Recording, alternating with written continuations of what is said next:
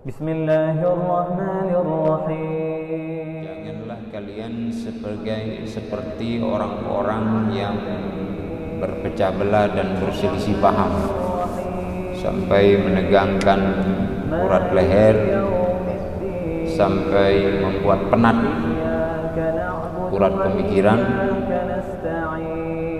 Itu tidak dibenarkan oleh Allah Subhanahu wa ta'ala. Assalamualaikum warahmatullahi wabarakatuh. Alhamdulillahi rabbil alamin.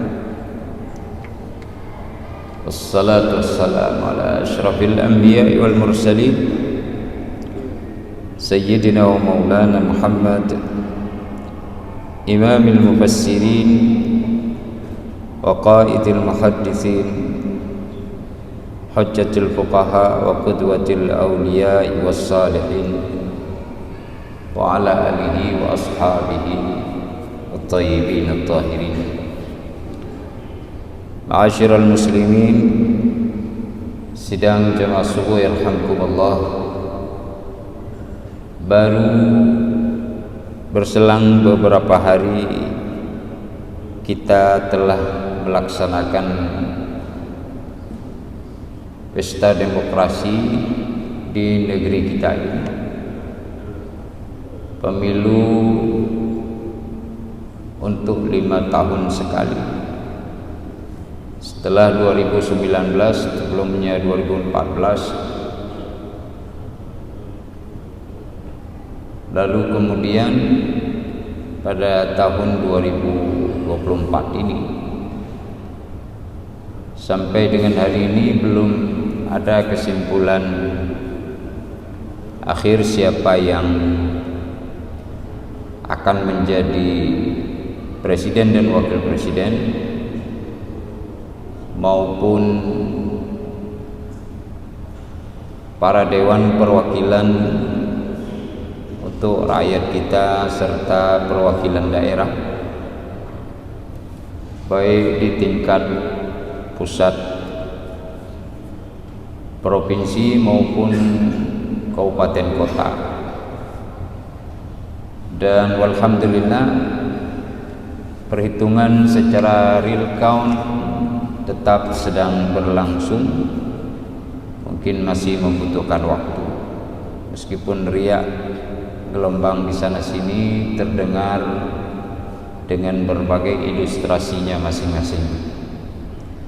Hanya saja kita bersyukur pada Allah dan menyerahkan segala sesuatunya kepadanya, dan menjaga silaturahim di antara sesama, menjaga persatuan.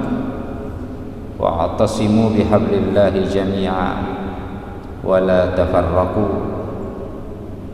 Berpegang teguhlah kalian semua kepada tali agama Allah, jangan berpecah belah. Nanti pada ayat selanjutnya, wala takunu kalladzina tafarraqu wakhtalafu. Janganlah kalian seperti orang-orang yang berpecah belah dan berselisih paham sampai menegangkan urat leher, sampai membuat penat urat pemikiran. Itu tidak dibenarkan oleh Allah Subhanahu wa ta'ala. Wa ulaika lahum adzabun adzim. Orang-orang yang berselisih paham sampai terjadi perpecahan itu akan mendapatkan azab yang sangat besar. Sidang jemaah yang dirahmati Allah, pun demikian kita juga mengharapkan kepada para pihak untuk tidak bermain-main di dalam menghitung perolehan suara daripada rakyat. Jangan melakukan kecurangan, penggelembungan, karena itu adalah sebuah pengkhianatan. Itu juga merupakan makar, yang makar itu pengkhianatan itu, kecurangan-kecurangan, tipu daya dan muslihat seperti itu sangat dilarang di dalam agama kita. Meskipun itu terus terjadi, rasa-rasanya seperti itu, ya kita tetap mengingatkannya karena sangat berbahaya. Berbahaya bagi terajutnya persatuan, berbahaya bagi kemungkinan hilangnya kepercayaan, berbahaya kepada generasi yang akan datang yang sudah dia terbiasa dengan tipu menipu, perencanaan muslihat, kejahatan, kemudian juga berbahaya terhadap hilangnya etika, hilangnya suri dan tauladan daripada para penyelenggara negara terhadap generasi yang akan datang. Tipu menipu, kecurangan ini juga perlawanan yang diatur dengan makar. Itu diancam oleh Allah Subhanahu wa taala dengan ancaman yang sangat berat. Hidup dunia ini sebentar, kekuasaan tidak lama. Memperoleh dengan cara-cara yang palsu itu melawan Allah dan Rasulnya. Di dalam Al-Quran, sidang jamaah yang dirahmati Allah, makar itu disebutkan dengan lafaz kalimat yang berbeda-beda sampai 44 kali, sehingga Allah membalas makar mereka ini, wa makaru wa makarallah. Mereka membuat makar dan Allah membalas makar mereka. Jadi setiap makar itu dideteksi oleh Allah, diharapkan dia nantinya akan sadar, tapi bila tidak menemukan jalan kesadaran dan pertaubatan, maka Allah akan membalas makar mereka itu dengan siksa, ya, dengan siksa, dengan kehinaan dan dengan kemurkaan dari Allah Subhanahu wa taala. Jemaah yang dirahmati Allah, di dalam surat Al-Ahzab misalnya Allah berfirman, walladzina yu'dzunal mu'minina wal mu'minat bighairi maktasabu faqad ihtamalu buhtanan wa ithman mubina. Orang-orang yang menyakiti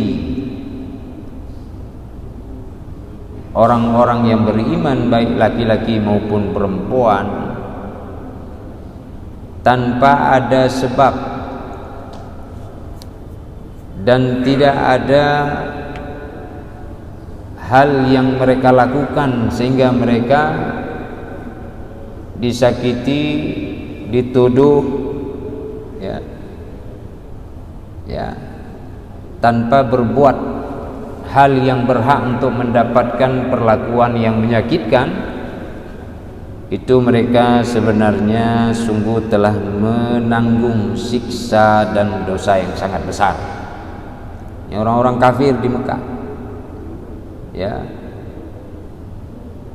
wa idh yamkuru bikalladzina kafaru liyuthbituka aw yaqtuluka aw yukhrijuka. Ingat wahai Muhammad, ketika orang-orang kafir membuat makar untuk menangkap engkau, untuk membunuhmu atau mengusirmu dari kampung halaman, ya, ini disuruh ingat oleh Allah. Jadi makar itu menjadi ilustrasi yang banyak disebut di dalam Al-Quran, karena dia bisa berlaku sepanjang kehidupan ini, lintas generasi, ya, lintas generasi. Seperti pada masa Nabi Nuh alaihissalam di surat Nuh, ya, wa qad makaru makran kubbara. Nah, itu disebut mereka membuat rencana tipu muslihat dengan amat besar. Jadi pengaturannya semikian rupa untuk menghalangi dakwah Nuh alaihissalam, bahkan hingga membunuhnya. Tapi Allah membela. Kemudian terus berjalan dalam generasi selanjutnya sampai di masa yang akan datang, terus makar itu akan terjadi dalam kehidupan ini, baik dalam bidang yang besar seperti hukum dan perpolitikan, atau sifatnya kolektif, ya, ataupun personal individual. Bisa dalam ranah publik, bisa dalam ranah yang personal. Sampai di dalam hadis itu ada yang disebut yang sifatnya personal. Misalnya, man ghasyana falaysa minna, kata Rasulullah dalam hadis yang diriwayatkan oleh Al-Imam Muslim dari Abi Hurairah. Barang siapa yang menipu kami, karena ghasyun itu adalah bahagian daripada makar. Siapa yang menipu kami, maka tidaklah dia termasuk dalam golongan kami. Wa man hamala alaina silaha laisa minna. Siapa yang mengangkat pedang terhadap kami, maka dia tidak termasuk dari golongan kami. Maksudnya mengangkat pedang, ya, melakukan kejahatan terhadap orang Islam tanpa hak untuk diangkat pedangnya, melakukan ancaman-ancaman, bahkan aktivitas-aktivitas seperti perampokan. Nah, ini membawa senjata, ya, kepada orang-orang yang beriman, atau melawan dengan melakukan pemberontakan tanpa dasar.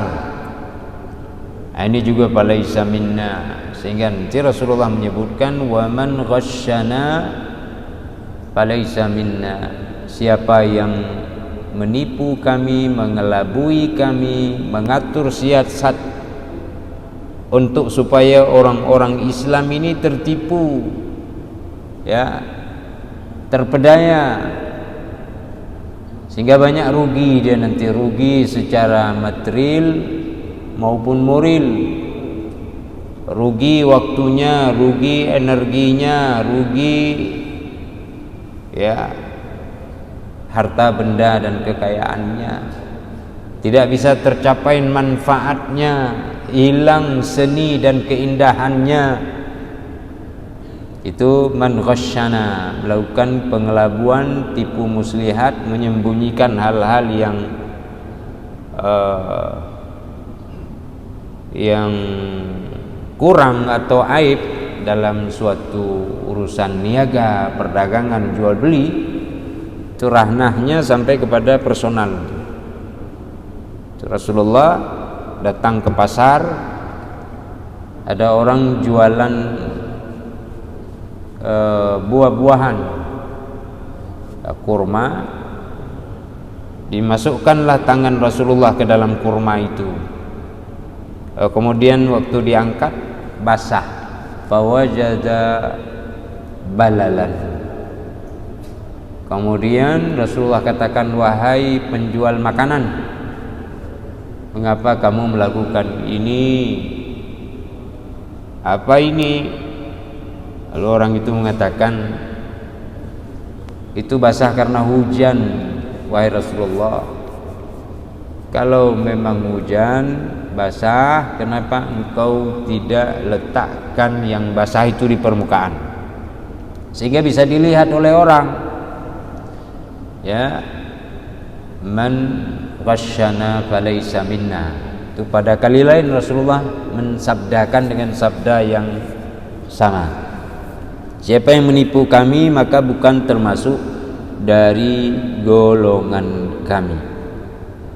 Sidang jemaah yang dirahmati Allah Subhanahu wa taala, kadang-kadang makar itu ketika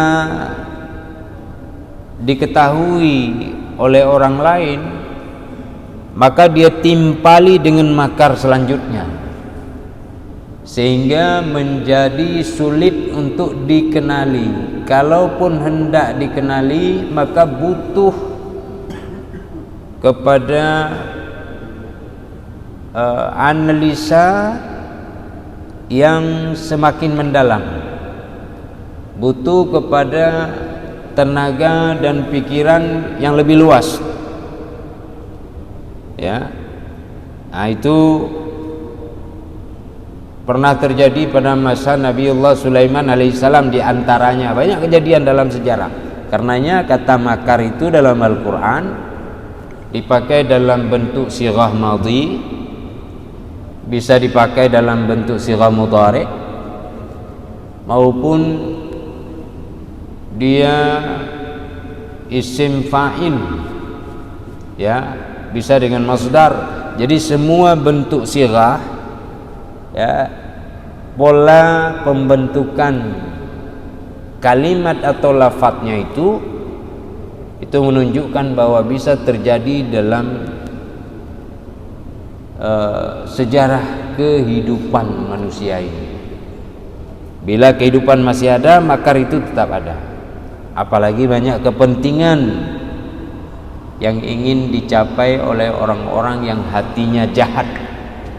Innal munafiqina yukhadi'una Allah wa huwa khadi'uhum wa idza qamu ila sholati qamu kusala yura'una an-nasa wa la yadhkuruna Allah illa qalila. Ini di surah An-Nisa.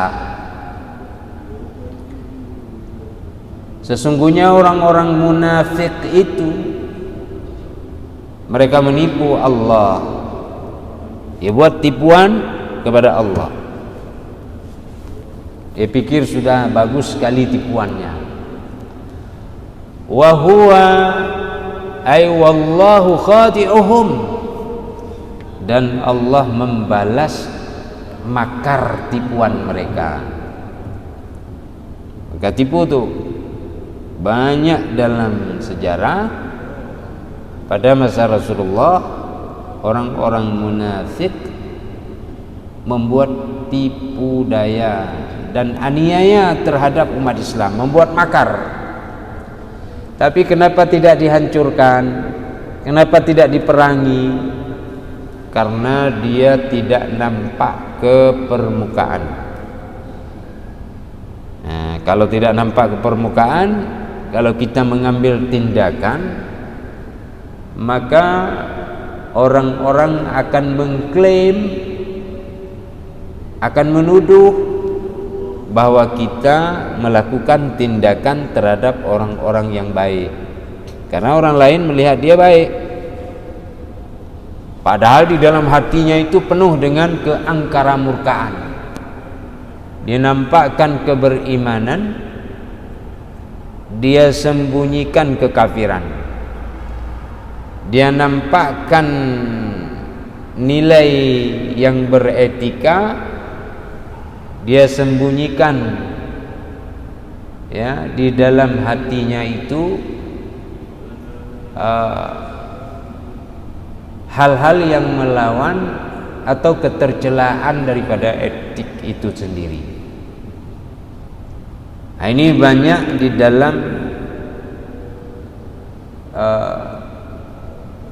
kehidupan manusia, termasuk pada masa Rasulullah dan sebelumnya, dan ke depan itu akan terus terjadi.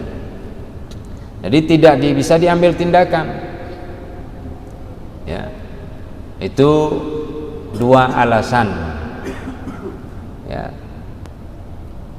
Rasulullah tidak ingin nanti orang-orang menuduh bahwa Muhammad membunuh sahabatnya sendiri. Kemudian tidak bisa dilihat secara zahir oleh banyak orang. Itu bisa menimbulkan fitnah yang lebih besar. Dia atur itu makarnya itu sedemikian rupa, dia tambah-tambah, dia putar-putar. Kalau kata guru kami Syekh Mutawalli Asy-Sya'rawi, bila diibaratkan dia sebatang atau selembar dedaunan atau setangkai daun, dia tidak bisa dikenali karena berputar-putar. Di banyak sekali yang dia buat seperti itu. Banyak sekali dia buat sehingga sulit dikenali. Kemudian juga sidang jamaah, orang-orang munafik itu dibiarkan dia. Ya, dibiarkan. Jadi biar dia letih dan capek. Biar dia letih dan capek dalam mengatur itu semua, meskipun manfaat dia dapat, dia merasa manfaatnya besar, tapi nanti dituntut oleh Allah atau diambil tindakan, atau Allah membalas tipu daya mereka, wa huwa khadi'uhum, itu lebih besar rasa sakit dan keterhinaannya, rasa menyesalnya itu sudah berada di akhir yang tidak berguna lagi.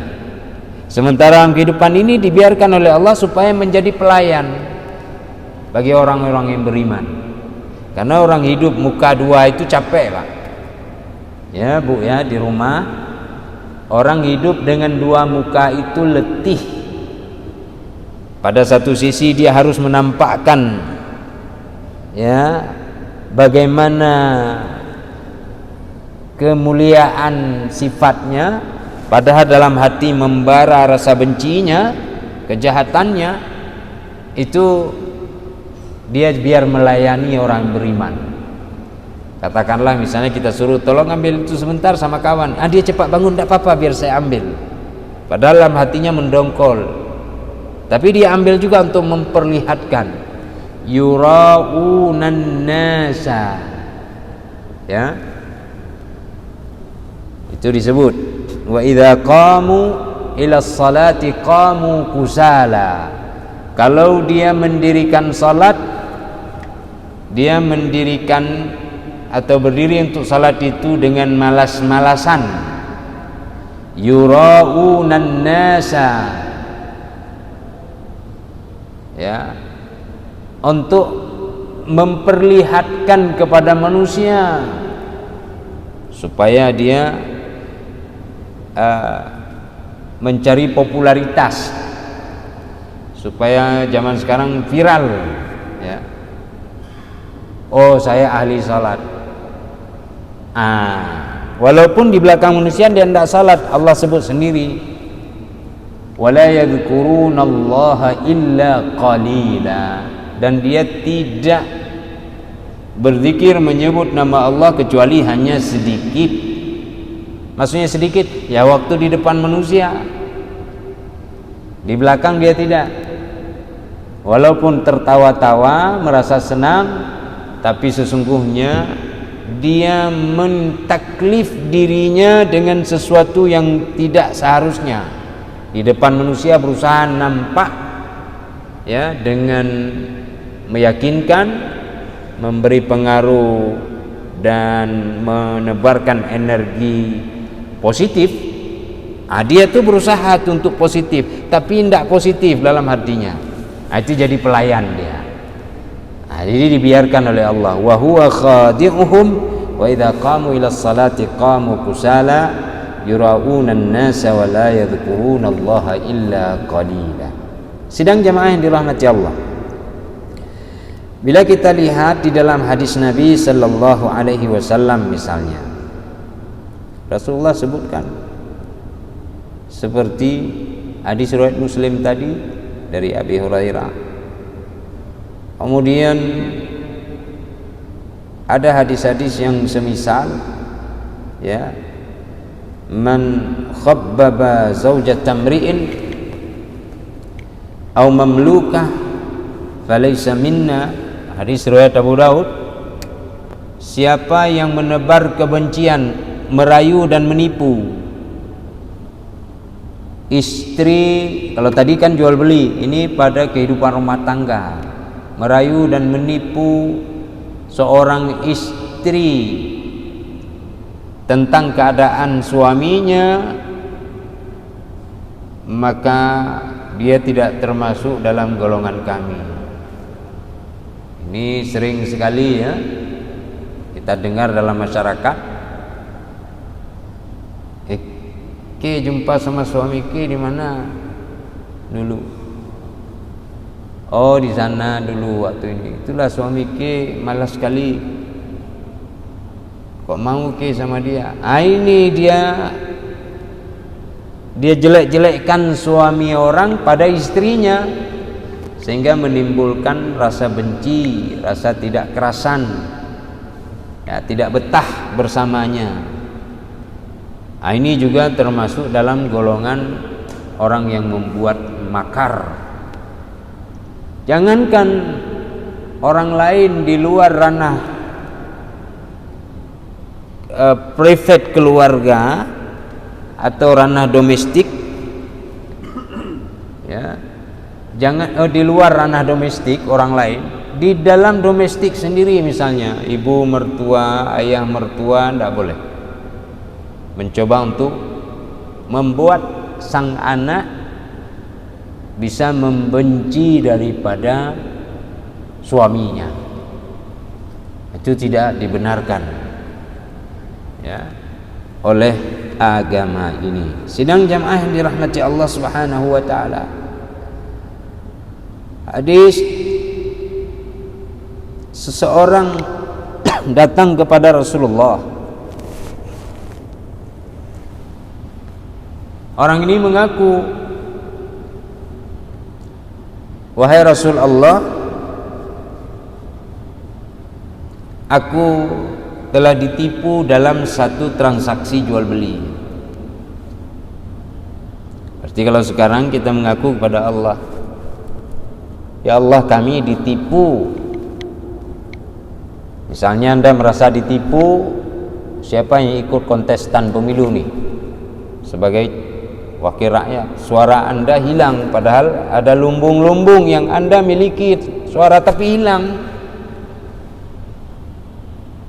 Ini mengherankan. Misal mengadu kepada Allah di samping berusaha untuk mengawalnya.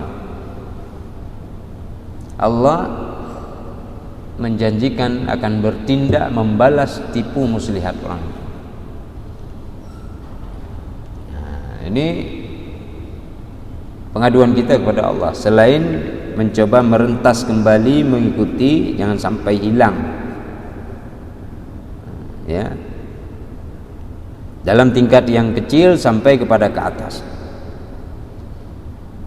Jadi Rasulullah lalu mengatakan kepada orang yang mengatakan saya ditipu, wahai Rasulullah,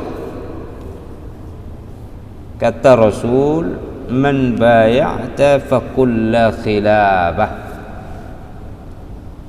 Siapa yang engkau, ya, membeli sesuatu atau menjual kepadanya, maka ucapkan padanya, jangan pernah menipu, jangan tipu aku. Ini kita ingatkan nih, termasuk kita hari ini, subuh yang mulia ini, dalam kesempatan ini kita ingatkan semua orang, kemana sampai suara ini. Jangan menipu, jangan mencoba untuk membuat makar, terutama kasus yang kita baru saja menjalaninya, keikutsertaan dalam pemilu ini. Kita ingatkan tuh, pesan Rasulullah, ingatkan. Kalau kita membeli, kita tidak tahu bagaimana manfaat barang, itu iklan, kekurangannya tidak disebut, kelebihannya saja disebut. Ini makar, itu tipuan. Nah, lain cerita kalau dia belum tahu dari hasil uji, ada nanti iklan-iklan menyebut begini, obat misalnya, obat ini memiliki kelebihan seperti ini misalnya, tapi efek buruk dari obat ini sampai dengan hari ini belum ditemukan, belum ada kasus yang ditemukan. Nah, itu boleh. Nah, ini enggak, sudah tahu efek negatifnya tapi tidak disampaikan, berusaha disembunyikan. Seperti orang jual kurma yang basah tadi diletakkan di bawah, atau gandum dia letakkan di bawah, kemudian yang kering di atas, sehingga waktu disukat diambil lah, begitu orang tidak tahu, sampai di rumah baru ketahuan. Apalagi sampai menulis zaman sekarang, ya, barang yang sudah dibeli tak boleh dikembalikan. Ini proses perekonomian yang tidak mengenal khiyar, proses transaksi jual beli yang tidak mengenal khiyar, tidak diperbolehkan, tidak diperbolehkan. Dia harus ada, karena aib itu bisa saja akan didapati nanti, aib, kekurangan-kekurangan, atau tidak sesuai dengan spek. Tidak semua orang memiliki kemampuan melihat spek. Ada orang dia perlunya ini, dalam pikiran dia ini, begitu sampai ke rumah tidak bisa, ya, tidak bisa itu kemampuannya. Nah, katakanlah misalnya apa, mesin air, setelah dibeli dia tidak tahu kapasitasnya, daya tariknya berapa meter kubik dalam hitungan detik, dia tidak tahu, dia pikir ini bisa, rupanya dibawa pulang tidak bisa, mesti yang kapasitas besar, lalu tidak bisa dikembalikan. Bagaimana? Ini beda-beda manusia. Maka itu harus kita sebutkan, man bay'ata fakulla khilabah, muttafaqun alaih. Tuan, saya hendak beli, jangan tipu saya punya hak, saya hendak ngerti, saya hanya punya uang, tolong sampaikan kepadaku apa kelebihan dari barang ini, tapi jangan tipu-tipu. Kita ingatkan dia, dan dia kemungkinan bisa sadar, oh ya Allah, ingatkan dia, jangan tipu karena Allah melihat aku butuh barang ini. Ada aibnya ndak? Ada kurangnya ndak? Ada koyaknya ndak? Kalau baju ndak bagus ini, rupanya tidak demikian. Apalagi bahannya yang demikian kita cari, tapi yang disebut yang lain, karena kita tidak tahu bahan ini. Tetron misalnya, mana tahu orang itu tetron, ini ya inilah tetron, padahal bukan. Nah, ini termasuk dalam tipu muslihat, dalam makar, Allah akan balas. Apalagi untuk kepentingan yang lebih besar, seperti pemilu, pemilihan umum yang 5 tahun sekali. Jadi kalau hanya untuk set suatu keberpihakan misalnya, menghabiskan ratusan triliunan, ya, maka tidak ada arti, ya, tidak ada arti sama sekali. Nah, mudah-mudahan ini tidak terjadi, apalagi ketika ketahuan lalu kemudian buat lagi untuk orang lain seakan-akan orang lain juga buat, padahal mereka sendiri yang mendesain. Ya, pada masa Rasulullah itu terjadi. Orang-orang munafik, orang-orang Yahudi melakukan makar seperti itu. Ketika ditegur dia buat makar lain lagi sehingga merasa diri supaya bersih nanti. Seperti pembangunan Masjid Ad-Dirar yang kemudian dihancurkan dan dibakar oleh Rasulullah sallallahu alaihi wasallam. Ini dia. Jamaah yang dirahmati Allah, mudah-mudahan kita terhindar dari makar dan semoga Allah menjaga kita semua dan umat ini untuk kepentingan negara, bangsa serta nilai-nilai luhur dan agama. Semoga bermanfaat. 44 kali disebut dalam Al-Quran, itu boleh dilihat di berbagai surat. Semoga Allah merahmati kita semua. Subhanakallahumma wa bihamdika asyhadu an la ilaha illa anta astaghfiruka wa atubu ilaik. Wassalamualaikum warahmatullahi wabarakatuh. Bismillahirrahmanirrahim. Alhamdulillahi rabbil alamin. Allahumma salli wa sallim ala sayyidina Muhammadin fil awwalin wa salli wa sallim ala sayyidina Muhammadin fil akhirin wa salli wa sallim ala sayyidina Muhammadin fil nabiyyin wa salli wa sallim ala sayyidina Muhammadin fil mursalin وصل وسلم على سيدنا محمد في الملأ الأعلى إلى يوم الدين وصل وسلم على سيدنا محمد وعلى آله وصحبه أجمعين ولقد أشرت لنعت من أوصافه تحيي القلوب تهيج الأشجان والله قد أثنى عليه فما يساوي القول منا أو يكون ثنانا لكن حبا في السرائر قد دعا لمديح صفوة ربنا وحدانا وإذ امتزجنا بالمودة ها هنا نرفع أيدي فخرنا ورجانا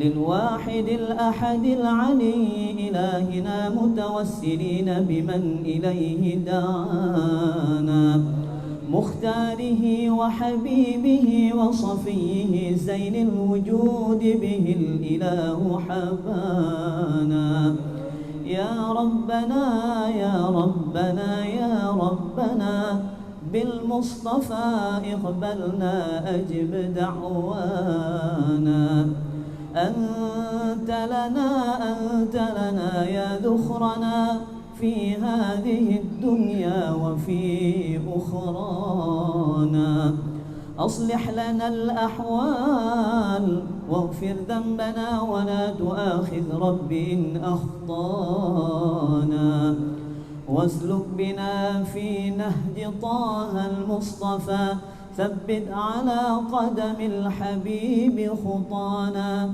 أرنا بفضل منك طلعة أحمد